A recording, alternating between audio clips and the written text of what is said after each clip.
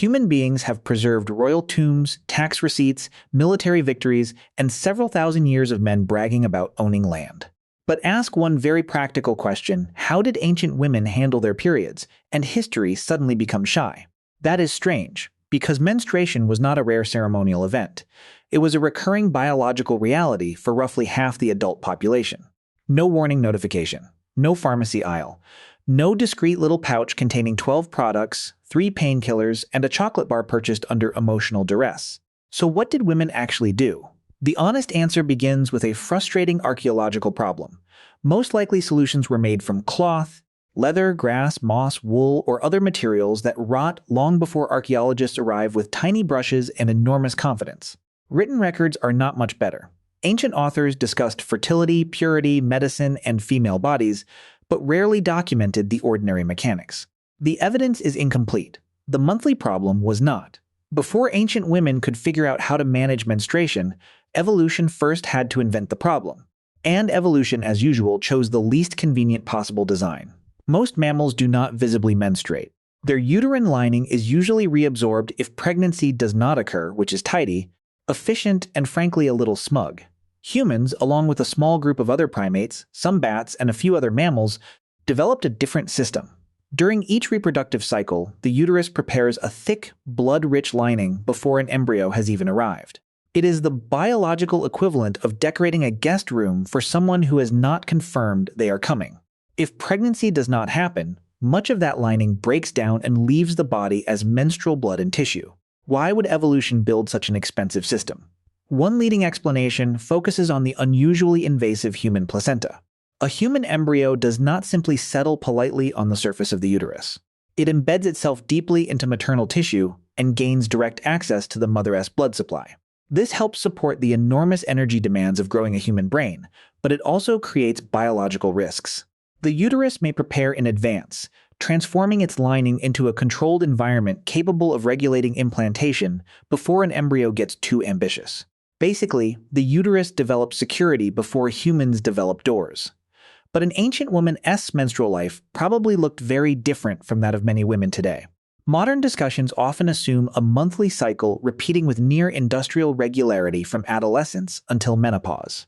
In prehistoric populations, pregnancy, extended breastfeeding, nutritional stress, illness, and intense physical activity could interrupt ovulation for long periods. This does not mean ancient women never menstruated, or that periods were somehow a minor inconvenience. It means many probably experienced fewer total cycles across their lifetimes. A woman might begin menstruating later than is common in well-nourished modern populations. She might become pregnant soon after reaching reproductive maturity. After giving birth, frequent breastfeeding could suppress ovulation for months or even years. Then another pregnancy might follow. Add seasonal food shortages, migration, infection, and the physical demands of daily survival, and the supposedly dependable monthly calendar becomes much less dependable. Still, menstruation returned whenever the body resumed cycling. And when it did, there was no universal ancient product waiting in a neatly branded package. There was only blood, local materials, practical knowledge passed between women, and the oldest design challenge in human hygiene. How do you keep moving when your own uterus has started shedding the guest room? The earliest solution was probably not one clever invention. It was improvisation. Ancient women lived in radically different environments, from cold steppe camps to river valleys, tropical forests, deserts, and early farming villages. So there was no single prehistoric menstrual product, just as there was no single prehistoric sandwich. People used what their landscape provided, and what their community already knew how to process. The simplest option was free bleeding.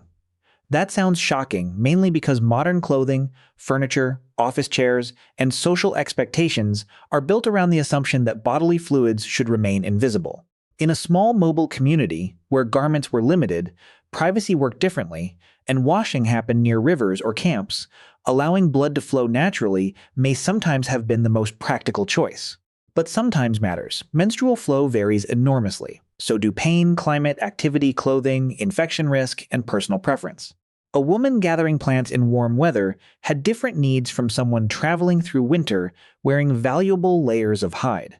Blood stains on a disposable scrap were one thing. Blood soaked into your only insulated garment was another. This is where absorbent materials probably entered the story. Soft plant fibers, grasses, moss, bark fiber, animal wool, fur, leather, and folded pieces of woven cloth could all have been adapted to catch blood. We know ancient people were skilled at making cordage, baskets, textiles, nets, and fitted clothing long before written history. Once humans could twist fibers into string and sew hides together, arranging a soft absorbent layer near the body was not a giant technological leap. It was Tuesday. Some materials may have been worn inside a loincloth or held in place with belts, cords, wrapped fabric, or fitted garments. Others may have been used externally for wiping and washing rather than as continuous protection. In communities with reusable cloth, the same piece could be rinsed, dried, and used again. In places where plant material was abundant, temporary pads may have been discarded or burned. None of this gives us a neat archaeological catalog. Moss decomposes, wool decays, cloth disappears unless preserved under exceptional conditions. And archaeologists cannot look at every ancient fiber bundle and confidently announce, yes, this belonged near someone's uterus.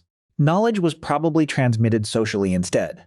Older women showed younger women what to gather, how to fold it, how to secure it, and what to do when it failed, because it absolutely failed. The first menstrual technology was not a product. It was shared experience. Here is the archaeologist's nightmare. Stone survives. Pottery survives. Bronze survives. A king's ceremonial beard survives. The folded cloth used by an ordinary woman on an ordinary Tuesday usually does not. Most likely, menstrual materials were organic, which means bacteria, moisture, insects, and time treated them as lunch. Textiles survive mainly under exceptional conditions, such as extreme dryness, freezing, waterlogging, or contact with metals that preserve fibers through mineralization. Even when a fragment remains, identifying its purpose is difficult. A stained strip of fabric might have been a bandage, cleaning cloth, diaper, underwear, or menstrual pad. Archaeology does not come with helpful little labels saying, property of Nefertari, heavy flow day. Written evidence offers more detail, but not the detail we want. The Kahan gynecological papyrus, composed in ancient Egypt around the early 2nd millennium BCE, is among the oldest surviving texts devoted specifically to women's health. It discusses fertility, pregnancy, contraception, pain, bodily discharges, and conditions blamed on the womb. Its treatments include medicines, massage, fumigation, and ingredients that would make a modern pharmacist quietly leave the building. What it does not provide is a clear illustrated guide to everyday menstrual protection. That absence matters. It reminds us that a medical text is not a bathroom cabinet inventory. Ancient scribes recorded what their professional traditions considered diagnostically or ritually important. Not every routine technique women learned from mothers, sisters, midwives, servants, and friends. Other Egyptian records contain references that appear to concern menstruation, showing that it was recognized socially and could affect household life. But recognizing menstruation is not the same as documenting how blood was collected.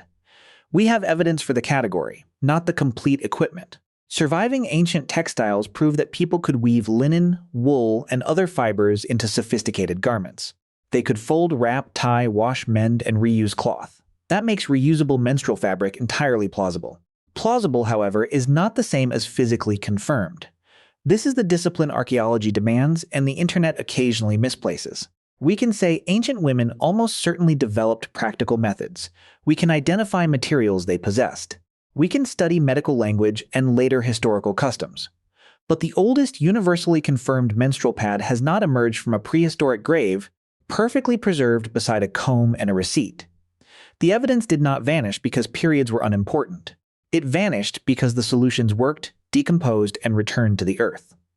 This evidence gap has created ideal conditions for one of humanity's favorite activities, repeating a confident story until it begins wearing the costume of fact. You may have heard that ancient Egyptian women made tampons from softened papyrus.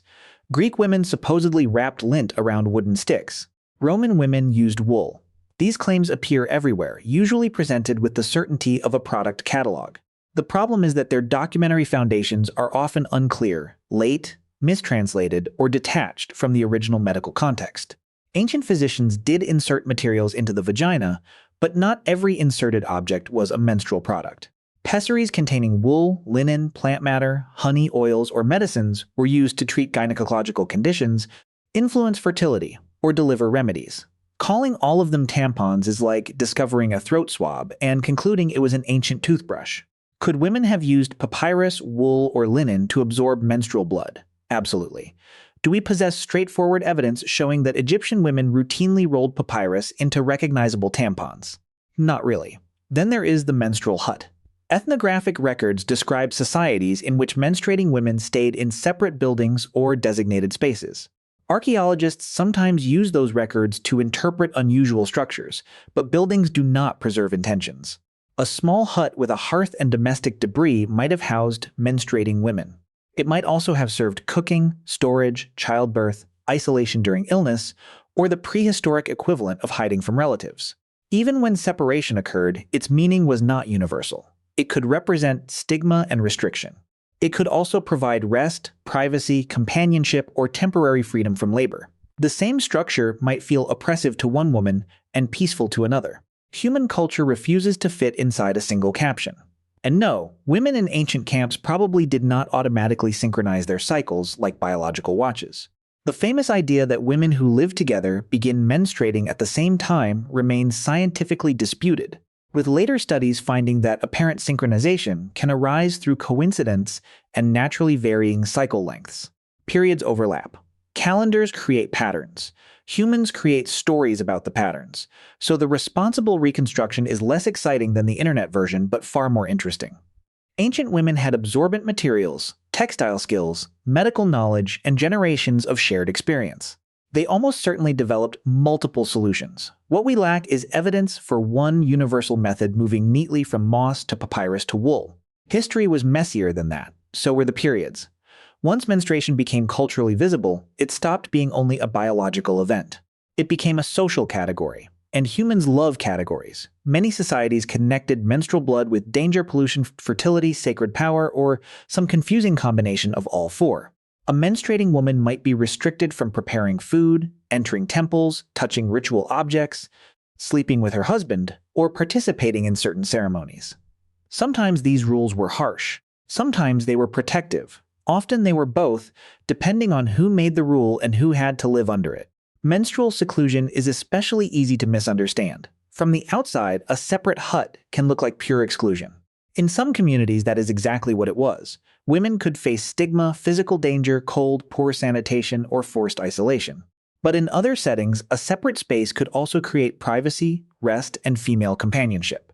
It might allow women to exchange knowledge about fertility, pregnancy, pain, childbirth, herbal treatments, and which local plant absolutely should not be placed anywhere sensitive. An ancient group chat. Menstruation also became medical evidence. Healers observed timing, flow, color, pain, missed periods, and unusual bleeding because these could signal pregnancy, illness, malnutrition, or reproductive problems. Their explanations were often shaped by spiritual beliefs and outdated anatomy, but the observations themselves could be careful. Long before hormone tests, the menstrual cycle was one of the body's most visible diagnostic systems. Blood could also carry symbolic authority. Because menstruation was tied to fertility but occurred without injury, it seemed mysterious. Some traditions treated menstrual blood as contaminating. Others associated it with creative force, transformation, or supernatural danger. These ideas were not scientific in the modern sense, but they reveal something important. People understood that menstruation was connected to the production of life, even if the biology remained hidden. As villages grew into cities, private customs became formal rules. Religious law, household expectations, medical traditions, and gender hierarchies transformed flexible habits into institutions. What began as practical management could become ritual obligation. What began as a few days of rest could become social control. Civilization did not invent menstrual stigma, it organized it. But women also organized around menstruation. They preserved remedies, taught techniques, adapted cloth and clothing, and built networks of knowledge rarely recorded by official scribes. The written rules may have belonged to priests, physicians, and lawmakers. The survival manual belonged to women. The modern period aisle would look like sorcery to an ancient woman, disposable pads with adhesive wings, tampons engineered for different flow levels, silicone cups, absorbent underwear, painkillers, heating pads, apps that predict the next cycle with the confidence of a weather forecast and occasionally the accuracy of one. The transformation began slowly. For most of history, reusable cloth remained common because it was practical, washable, and available. Industrialization changed that. Manufactured cotton, wood pulp, gauze, rubber, and eventually plastics turned menstrual care into a commercial industry. Products became cleaner, more portable, and easier to conceal. Concealment was considered a major feature. Advertising rarely treated menstruation as an ordinary bodily process. It sold secrecy. Women were encouraged to remain fresh, discreet, confident, and apparently capable of bleeding blue liquid while smiling in white pants. Technology improved dramatically, but the social message remained ancient. Manage it quietly. That silence still has consequences. Millions of people lack reliable access to menstrual products, safe toilets, clean water, or private places to change and wash. In some communities, menstruation still interrupts education, work, worship, and social life. The materials may be modern, but the old questions remain. Who gets privacy? Who controls the rules? Who is considered unclean? Who can afford comfort? Ancient women answered those questions with whatever they had: cloth, fibers, washing, shared knowledge, and adaptation. They did not need a perfect universal solution. They needed one that worked well enough to gather food, care for children, travel, trade, farm, heal, and survive. That may be the most important thing the archaeological record fails to preserve. Not a particular pad, not a secret Egyptian tampon. Competence. For thousands of years, women managed menstruation while building communities, transmitting culture, and keeping daily life functioning. Their methods disappeared because soft materials decay and ordinary knowledge rarely gets carved into stone. So when you open a neatly wrapped modern product, you are not looking at the beginning of menstrual technology. You are looking at the newest version of a very old human habit, solving an intimate problem with the materials available, then trying not to discuss it at dinner. History preserved the kings. Women preserved everything else, including the laundry.